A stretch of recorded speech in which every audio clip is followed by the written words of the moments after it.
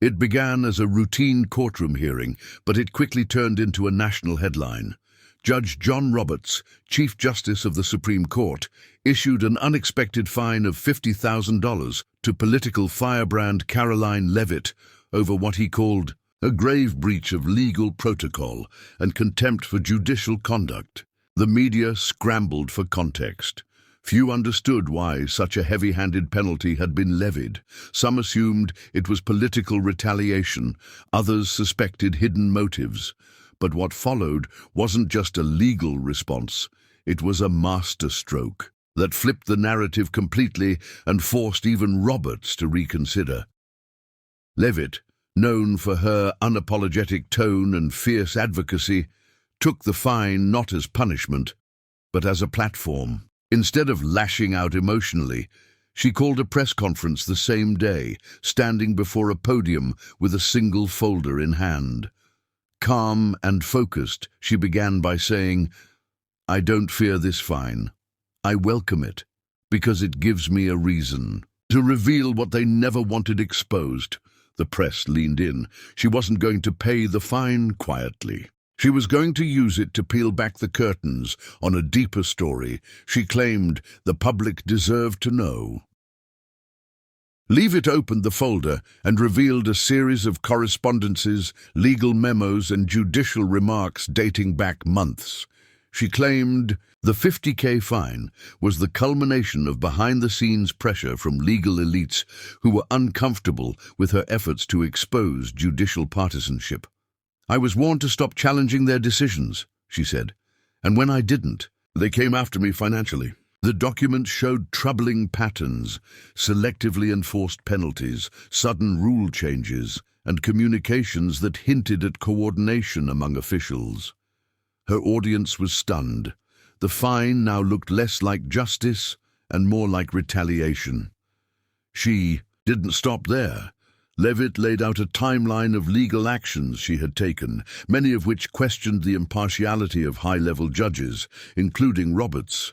She showed how her filings had been delayed or dismissed without adequate review. "I didn't break rules," she said. "I broke their silence."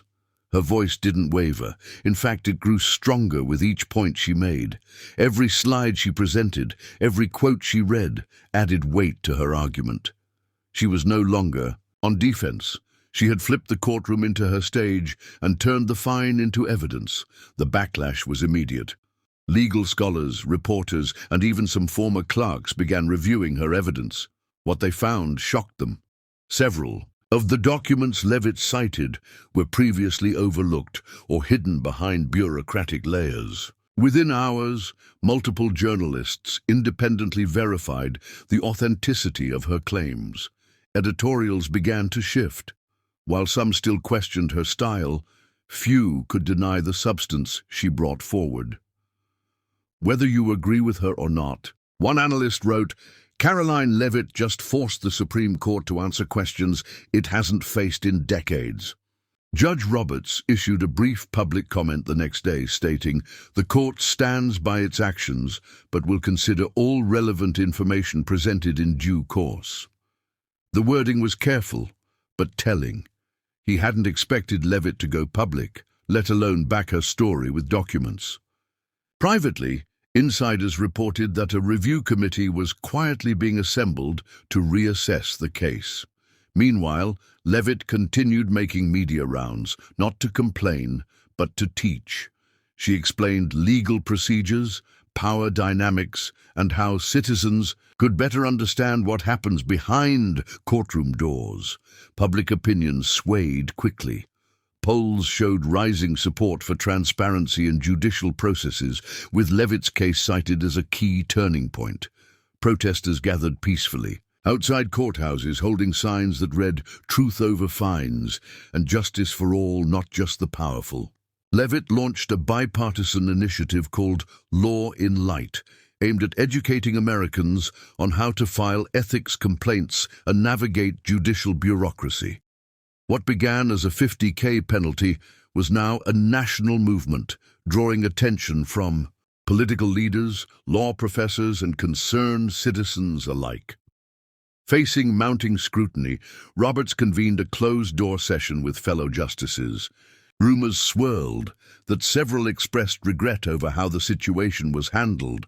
Though the fine technically stood, internal pressure was growing to either rescind or publicly justify the charge with more transparency. Leavitt, meanwhile, doubled down. She announced she would pay the fine, but not from her own account. Thousands had donated to a legal transparency fund in her name, and she used those funds to send the payment with a signed note, paid in full by the people. See you in court. That note went viral. Celebrities, legal advocates, and influencers reposted it, praising her defiance and her strategy. She didn't fight the system with fury. She fought it with facts, one commentator said. Even those who had criticized her in the past acknowledged her courage in challenging one of the nation's most respected figures. Behind the scenes, momentum built for a congressional hearing on judicial accountability. Levit was asked to testify. She accepted, stating, "If a 50K fine can silence truth, then we've already lost our way.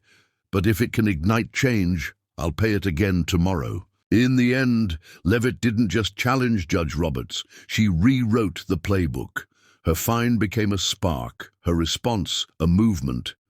By standing her ground and delivering a thoughtful, evidence-based defense, she shifted the national conversation. About power and accountability, Roberts may still wear the robe, but Levit now wore the public's trust. And from Capitol Hill to kitchen tables, one thing was certain. This wasn't just about a fine anymore. It was about a fight for truth. And one woman who refused to back down,